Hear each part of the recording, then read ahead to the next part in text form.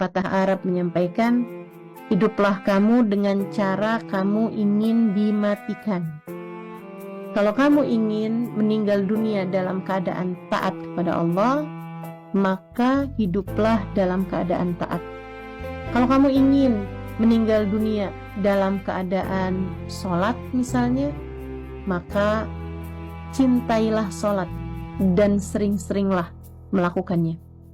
Kalau kamu ingin dimatikan dalam keadaan hatimu penuh cinta kepada Sayyidina Muhammad sallallahu alaihi wasallam sebagai manusia paling terkasih di sisi Allah Subhanahu wa taala, maka berusahalah agar hidupmu punya cinta yang besar kepada baginda Nabi besar Muhammad sallallahu alaihi wasallam, sebab seperti mana yang tadi telah saya sampaikan, sebagaimana kamu hidup seperti itu pula lah kamu akan mati. Kalau kamu ingin meninggal dunia dalam keadaan yang baik, maka tetapilah kebaikan-kebaikan. Kamu ingin meninggal dunia dalam keadaan menuntut ilmu, maka jangan tinggalkan menuntut ilmu, dan seterusnya. Saudaraku sekalian yang saya muliakan, ini penting karena memang kematian itu akan datang dengan cara yang biasanya seseorang menjalani kehidupan, bukan hanya secara zahir, akan tetapi lebih kepada secara batin. Hatimu ada di mana, maka akan seperti itulah keadaanmu di saat mati nanti. Kalau hatimu selama ini hanya mengejar dunia terus-terusan, otakmu kalau dibuka isinya hanya angka-angka, isinya hanya berapa saldo yang kamu punya dalam rekeningmu, isinya hanya nambah uang berapa, berkurang uang berapa, isinya hanya kamu kepengen punya ini, kamu kepengen punya itu, isinya hanya sekedar angka-angka yang terus-terusan di dalam pikiranmu itu. Bahkan ketika kamu sholat, urusannya adalah biar rezeki saya lancar. Ketika kamu baca Quran, urusannya adalah biar saya cepat dapat uang misalnya gitu.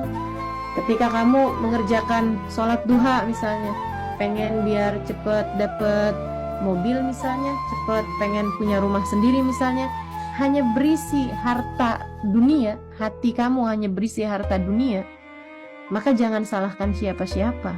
Di saat kamu meninggal dunia, hatimu masih belum selesai dari dunia dan hanya terisi dengan urusan-urusan dunia.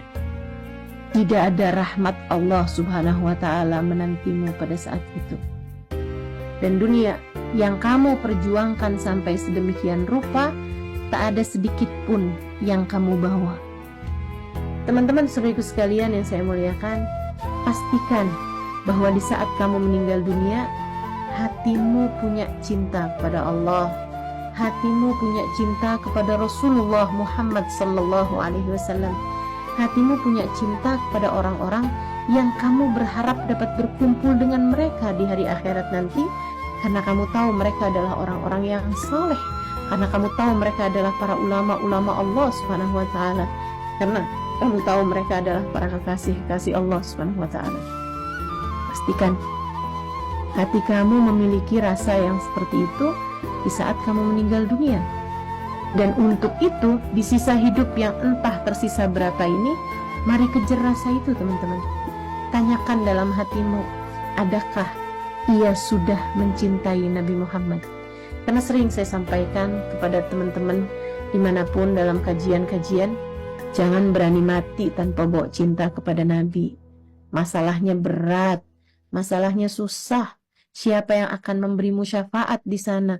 Kalau sewaktu di dunia kamu berpulang menghadap Allah tanpa memiliki cinta kepada orang-orang yang kiranya dapat membantumu di akhirat nanti. Jadi yang pertama yang harus kamu lakukan untuk meraih dan mengejar husnul khotimah adalah hiduplah dengan cara kamu ingin dimatikan. Kalau kamu ingin dimatikan dalam keadaan baik, maka tetapilah kebaikan tersebut. Kamu ingin meninggal dalam keadaan membaca Al-Quran misalnya gitu, maka tetapilah baca Al-Quran tersebut. Kamu ingin meninggal dunia dalam menuntut ilmu atau dalam mengajarkan ilmu, teman-teman saudaraku sekalian, tetapilah keadaan tersebut. Kamu cintai keadaan tersebut, hingga insya Allah kamu akan meninggal dalam keadaan semacam itu.